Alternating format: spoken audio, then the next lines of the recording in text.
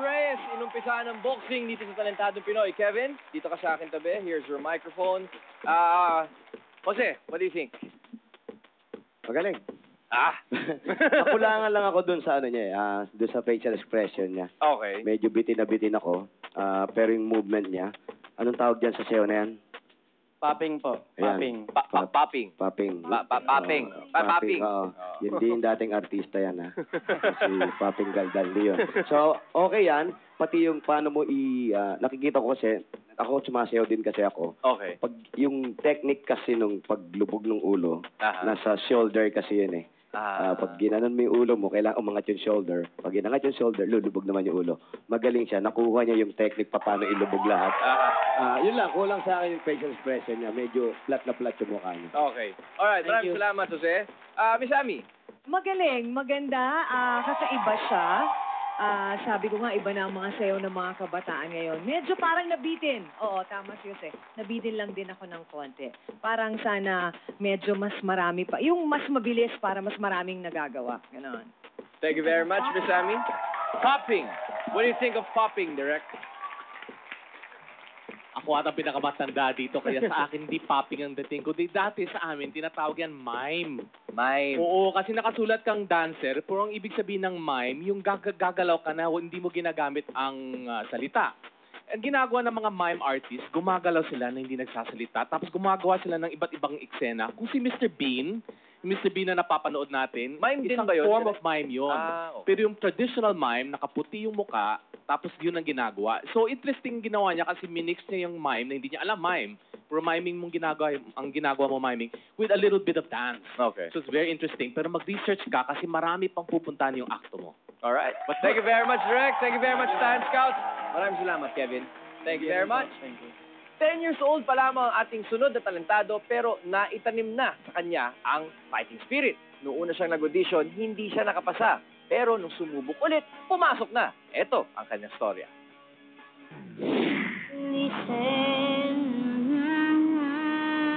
Na-discover po namin kumakanta siya. Wala pa po siyang 3 years old. Habang naglalaro, naka-wireless mic po. Namana po yung talent niya na pagkanta sa papa niya ho. Pero ako talaga yung nagtuturo. Gusto ko po sana maging singer po ako someday.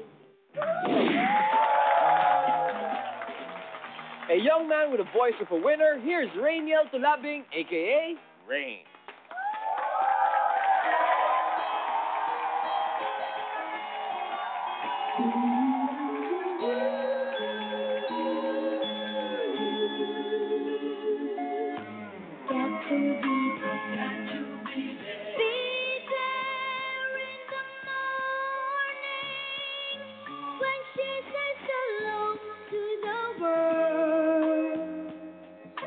Got to be there.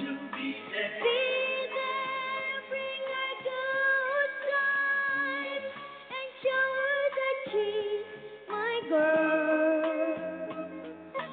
Oh, and what a feeling will be the moment I know she loves me.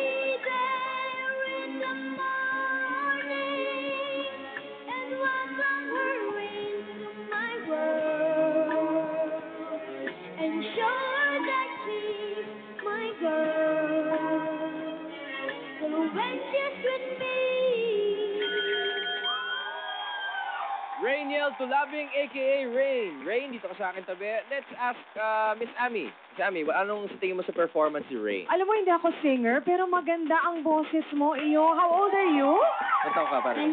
10 years old. 10. Alam mo, feeling ko, madidevelop pa yan. Kasi maganda yung boses niya, malakas at saka mataas. Kaya lang parang hindi pa niya alam paano i-control. Nag-formal lessons ka na ba, sweetheart? Apo. Meron na. O baka kailangan lang ng konting ano. Kasi medyo yung bitaw niya minsan doon sa mga matataas. Parang umaalagwa lang eh. Okay. Yun. Kailangan lang kontrolin. Pero very good. Ang ganda ng boses mo. At maganda yung kanta mo at meron ka pang slow-mo na ano Moonwalk, Moonwalk eh. Slow-mo version. Thank you very much, Galing. Miss Ami.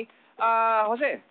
Yun, yung unang bagsak niya pa lang, yung unang pasok niya, medyo nag-flat na siya. Okay. So, medyo alanganin na yon. Tapos, napansin ko, yung pagkakulot ng buhok niya, medyo hindi nakulot masyado para hindi umawi kay Michael Jackson. Sino nagtuturo sa yung kumanta? Papa ko po. Yan, sabi mo sa papa mo, paturo ka sa iba, ha? Hindi, sabi Andito ba papa mo? Andito ba papa mo? Andyan. ngayon? Apo. Oh, dito ako dadaan sa exit. Kasi tama yung sabi ni Miss Amina, minsan pasugod yung mga kanta mo. So, bata ka pa naman, mapapag-aralan mo pa yan, tapos yung moonwalk mo, gawin mo naman, paabante naman yung moonwalk para maiba-iba. Magaling, okay, thank you. Maraming salamat, Jose. Direk. Maganda yung boses niya. Nandiyan talaga. Siguro kailangan lang aralin yung mic control. Yun lang eh. Kasi malakas kung minsan kailangan i-adjust mo yung distansya ng microphone sa bibig mo para hindi masyadong... Nakukuha ba siya ganun? Of course you can. Okay. Learn mo yan. And yun nga, slight flats in the beginning, pero andyan eh. Andyan yung boses niya. Kailangan ng konting energy pa, medyo malumanay ng konti. Pero andyan eh, he's got it all. Konting workshop na lang, I think you have a future star there. Alright, thank you very much, Direk. Maraming salamat, Talent Scout. Future Star. Okay, Rain, narinig mo na ang comments ng ating Talent Scouts. Aabangan na lang natin ang desisyon ng jury mamaya. Maraming salamat, Rain. Tatlong grupong may dalang energy at saya ang naghihintay para mag-perform para sa inyo. Abangan ang kanilang handog sa pagbabalik ng pinakamalaking talent show on Philippine television, ang Talentadong Pinoy. Thank you, Rain.